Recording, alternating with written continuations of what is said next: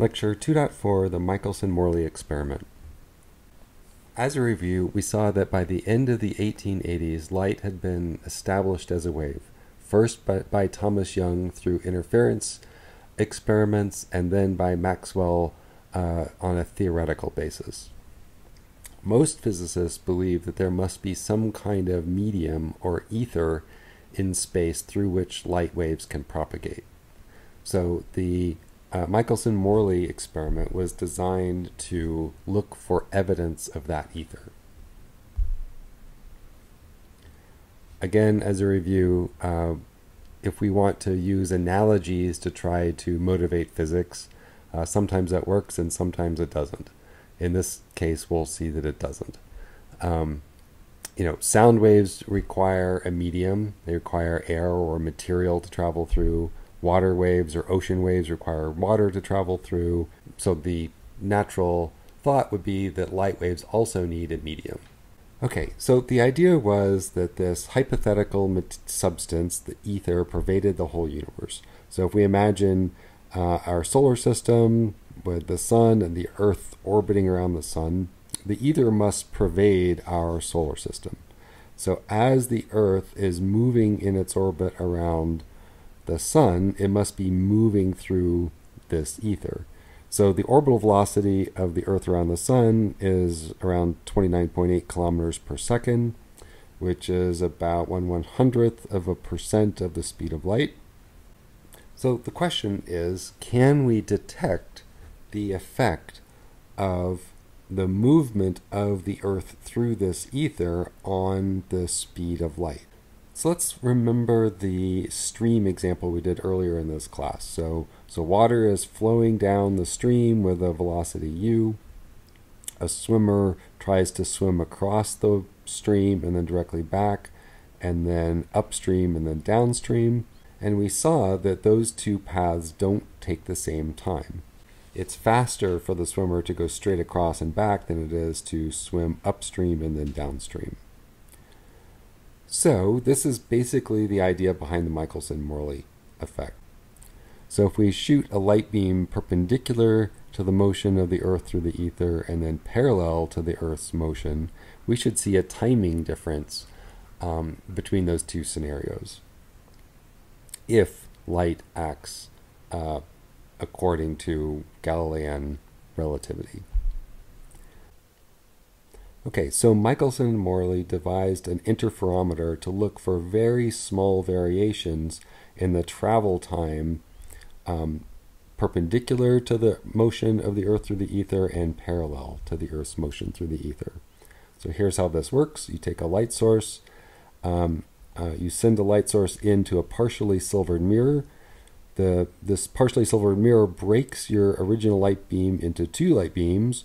One goes through and then bounces off this other mirror here. The other one is reflected up where it bounces off this mirror. They come back and are recombined into a single beam down here where they hit a screen. So just like in Young's double slit experiment, whenever you superimpose two waves on top of each other, you can get interference effects. And so if you can control the travel time of one of these light beams relative to the other, then you can shift the relative phase between these two beams and you can get constructive or destructive interference. Okay, so that's the idea. Let's go back and look at the swim example in a little bit more detail. Remember, the time it takes the swimmer to swim upstream and back was given by this expression. The time to swim across and back was given by this expression. So they're slightly different.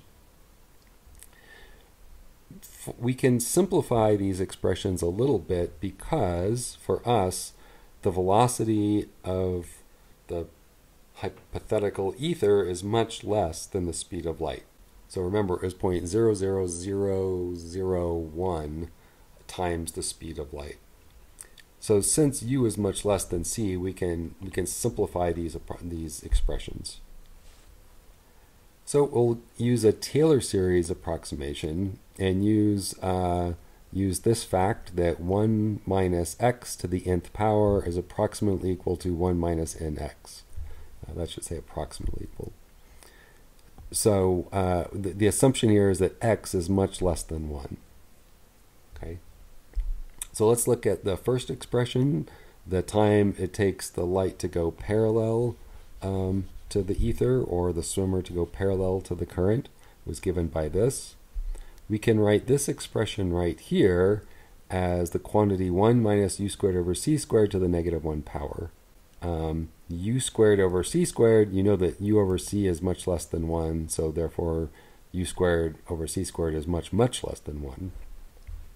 We're going to let x equals u squared over c squared. N, in this case, is going to be negative 1, because this whole thing is to the negative 1 power. And so if you use this Taylor series approximation, 1 minus x to the negative 1 power, that's just approximately 1 plus nx. You get a negative x, and that's why you get a plus nx there. Okay, so if we plug in that x is equal to u squared over c squared here, you get that this simplifies to just 1 plus u squared over c squared.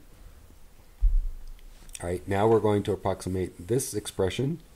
So you have 1 over the square root of 1 minus u squared over c squared. So 1 over the square root, that's the same thing as raising this thing to the negative 1/2 power. So now our n is going to be to the 1/2, n is going to be negative 1/2, and so 1 minus x to the negative 1/2 power, using this approximation, gives us 1 minus 1/2 x, or 1 plus 1/2 x. So we see that we can write this expression as 2L over c times the quantity 1 plus 1/2 u squared over c squared. Okay, so these two expressions work in this limiting case where the velocity is much less than the speed of light. So the time difference is now, we just subtract the t perp from the t parallel, like that. Each of these are multiplied by 2L over c. You've got a negative here, so this first term cancels that term. Then you get 2L over c. You get u squared over c squared minus a 1/2 u squared over c squared. So this is just 1/2 u squared over c squared. The 2's cancel, and you get that the time difference to go perpendicular to the flow versus parallel to the flow is just going to be L over c u squared over c squared. Okay, so we are going to use this for the Michelson-Morley experiment. So we're going to calculate this expected time lag, assuming that light is traveling through this ether through which the Earth is moving. So we'll calculate this, and then we're going to compare it to the time lag for one fringe shift in the interferometer. So what does that mean? It means that you've slowed one of these light beams down just enough so that you've gone from, say, destructive to constructive interference. All right, that's like one fringe. So that corresponds to a shift of a half a wavelength, and so the time for a light wave to move by 1/2 of its wavelength is lambda over 2 over c. So we'll just assume the middle of the visible part of the spectrum is around 500 nanometers. So 500 times 10 to the negative 9th meters over 2 divided by the speed of light gives us 8.3 times 10 to the negative 16th seconds. So that's a very, very, very, very short amount of time. So it takes a light wave 8.3 times 10 to the negative 16th seconds to move 1/2 of a wavelength forward. All right. So let's look at the details of their experiment. So this is a photograph of their actual experiment. It's now the institution is now Case Western Reserve University, and so they have this optical table with all these mirrors kind of set up on it, and then the partially silvered mirrors in the center. what they did was that in order to increase the sensitivity of the experiment, they folded it up. So they kind of bounced it back and forth multiple times to increase the length of each of the arm of the interferometer. So even though the table is only maybe a little over a meter across, the path length is 11 meters. So let's calculate what this theoretical time delay should be. So if we're assuming that the Earth is moving through the ether, we know that the orbital speed of the Earth is this 29.8 kilometers per second. The speed of light has already been measured, we know that. And the length of one of the arms of the interferometer we saw was about 11 meters. So we're going to take these numbers, plug them into that expression we just derived for the time lag of our light beam in this theoretical situation. And we get that when you plug it all in there, there should be a time lag of 3.66 times 10 to the negative 16 seconds. Okay, so let's compare that number to the time delay for one fringe. So it's less than the time lag for a fringe, but not much less. So it's about 40% of one fringe. That means you're 40% of the way going from constructive to destructive interference. Okay, so that's how much of a shift we predict compared to the fringe. And when they actually did the experiment, they basically didn't see any shift at all. And they estimated that the accuracy of their methods for estimating, how much the interference pattern shifts, they estimated that they could see down to 1/100th of a fringe, right, using their techniques. So they, this is the upper limit. The 0.001 fringes is the upper limit on how much of a shift there's going to be between the two arms of the interferometer. The theoretical predicted value was 0.42. So that's a really big difference. So in fact, they've got, they're 40 times greater. The theoretical value is 40 times greater than the value that, the maximum value that they, placed the limit on.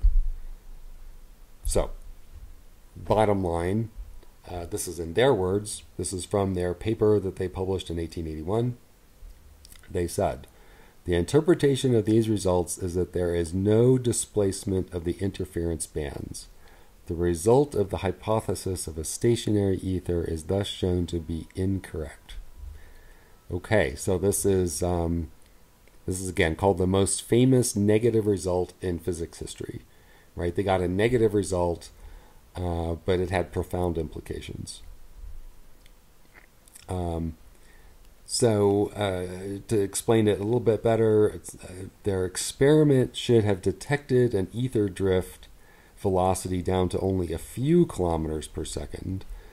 The Earth's orbital velocity was 29.8 kilometers per second, which is an order of magnitude larger than what their experimental limitation was. And so again, the conclusion is they found no evidence for the ether. There was no slowing of the light parallel versus perpendicular to the ether flow, to the hypothetical ether flow.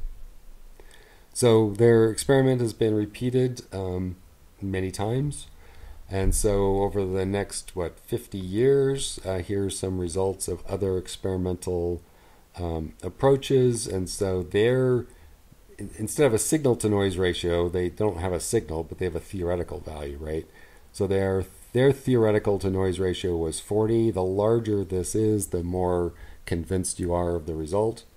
So a group in the 1930s basically got that theory to noise ratio from 40 up to 375, almost 10 times greater.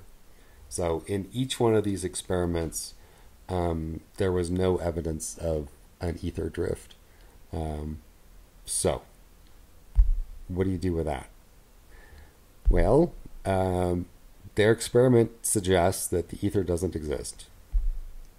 If it doesn't exist, then the question is, well, what is the speed of light relative to? Remember, we can measure very accurately the speed of light.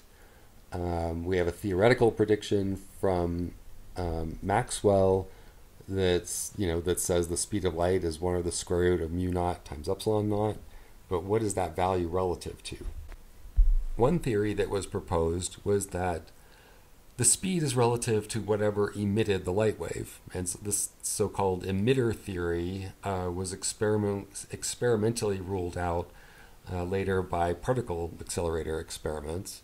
So that's one possibility, that's just relative to whatever emits the wave, but that doesn't seem to be the case. The other options are not as obvious, and so it really took Albert Einstein to find the answer. And so we'll be talking about the implication. We'll be talking about his solution to this problem in the next lecture, and it's the basis of his special theory of relativity.